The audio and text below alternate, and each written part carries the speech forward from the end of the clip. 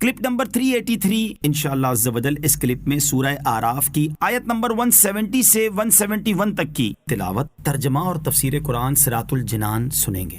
بسم اللہ الرحمن الرحیم. اللہ کے نام سے شروع جو نہایت مہربان رحمت والا ہے. والذین یمسکون بالکتاب واقاموا الصلاة انا لا نضیع اجر المصلحین. ترجمہ: اور وہ جو کتاب کو مضبوطی سے تھامتے ہیں اور انہوں نے نماز قائم رکھی، بے شک ہم اصلاح کرنے والوں کا اجر ضائع نہیں کرتے. والذین یمسکون بالکتاب، اور وہ جو کتاب کو مضبوطی سے تھامتے ہیں. کتاب کو مضبوطی سے تھامنے سے مراد اس کے مطابق عمل کرنا، اس کے تمام احکام کو ماننا اور اس میں کسی طرح کی تبدیلی روا نہ رکھنا ہے. اور اس آیت کا شان نزول یہ ہے کہ یہ آیت اہل کتاب میں سے حضرت عبداللہ بن سلام رضی اللہ تعالی عنہ وغیرہ ایسے اصحاب کے حق میں نازل ہوئی جنہوں نے پہلی کتاب کی اتباع کی اور اس میں نہ کوئی تحریف کی نہ اس کے مضامین کو چھپایا، اور اس کتاب کی اتباع کی بدولت انہیں قرآن پاک پر ایمان نصیب ہوا. وَأَقَامُوا الصَّلَاةَ، اور انہوں نے نماز قائم کر رکھی ہے. نماز اگرچہ کتاب کو مضبوطی سے تھامنے میں داخل ہے، البتہ اسے جدا گانا ذکر کرنے سے مقصود اس کی عظمت کا اظہار اور یہ بتانا ہے کہ اللہ تعالیٰ اور اس کے رسول پر ایمان لانے کے بعد سب سے اہم عبادت نماز ہے. نماز کی اہمیت و فضیلت. کثیر احادیث میں نماز پڑھنے کی بہت اہمیت اور فضیلت بیان کی گئی ہے. ترغیب کے لیے ان میں سے 3 احادیث سماعت کیجیے. نمبر 1، حضرت عمر فاروق رضی اللہ تعالی عنہ فرماتے ہیں، ایک صاحب نے عرض کی، یا رسول اللہ صلی اللہ تعالی علیہ وسلم، اسلام میں سب سے زیادہ اللہ تعالیٰ کے نزدیک محبوب کیا چیز ہے؟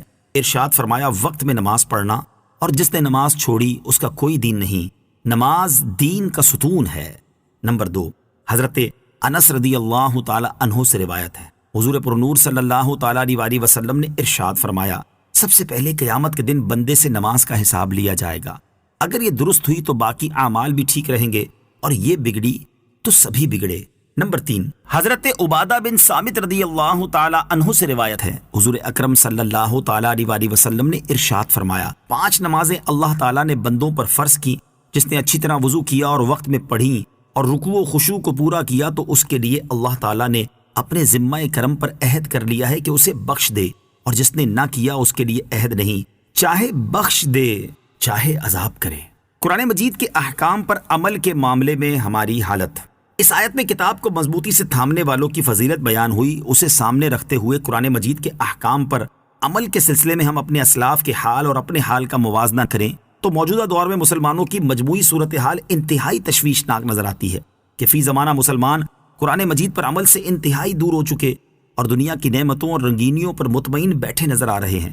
حضرت حسن بصری رضی اللہ تعالیٰ عنہ فرماتے ہیں، میں نے 70 بدری صحابہ کرام رضی اللہ تعالی عنہم کو دیکھا کہ وہ اللہ تعالیٰ کی حلال کردہ چیزوں سے تقوی و ورع کی وجہ سے اس قدر اجتناب کرتے تھے جس قدر تم حرام چیزوں سے پرہیز نہیں کرتے. جس قدر تم فراخی کی حالت پر خوش ہوتے ہو اس سے زیادہ وہ آزمائشوں پر خوش ہوتے تھے. اگر تم انہیں دیکھ لیتے تو کہتے کہ یہ مجنون ہیں، اور اگر وہ تمہارے بہترین لوگوں کو دیکھتے تو کہتے کہ ان لوگوں کا آخرت میں کوئی حصہ نہیں، اور اگر وہ تمہارے برے لوگوں کو دیکھتے تو کہتے ان لوگوں کا حساب کے دن پر ایمان نہیں. ان میں سے کسی کے سامنے حلال مال پیش کیا جاتا تو وہ یہ کہہ کر لینے سے انکار کر دیتے کہ مجھے اپنا دل خراب ہو جانے کا ڈر ہے، جبکہ تم حرام مال لینے میں بھی ذرا پرواہ نہیں کرتے. اللہ تعالیٰ مسلمانوں کو عقل سلیم اور قرآن کریم پر عمل کی توفیق عطا فرمائے.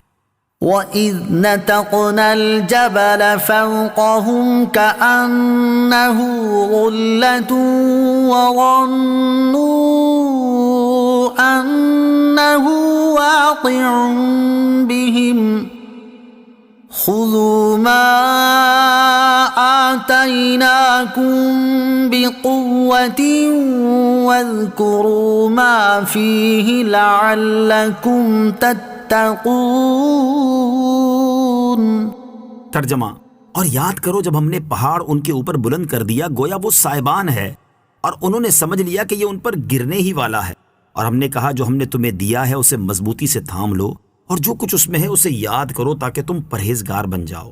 وَإِذْ نَتَقْنَا الْجَبَلَ فَوْقَهُمْ، اور یاد کرو جب ہم نے پہاڑ ان کے اوپر بلند کر دیا، جب بنی اسرائیل نے تکالیف شاقہ کی وجہ سے توریت کے احکام قبول کرنے سے انکار کیا تو اللہ تعالیٰ کے حکم سے حضرت جبرائیل علیہ السلام نے ایک پہاڑ جس کی مقدار ان کے لشکر کے برابر تھی، یعنی 3 میل لمبا اور 3 میل چوڑا پہاڑ اٹھا کر سائبان کی طرح ان کے سروں کے قریب کر دیا، اور ان سے کہا گیا کہ توریت کے احکام قبول کرو ورنہ یہ تم پر گرا دیا جائے گا۔ پہاڑ کو سروں پر دیکھ کر سب کے سب سجدے میں گر گئے، مگر اس طرح کہ بایاں رخسار اور ابرو تو انہوں نے سجدے میں رکھ دی اور دائیں آنکھ سے پہاڑ کو دیکھتے رہے کہ کہیں گر ہی نہ پڑے۔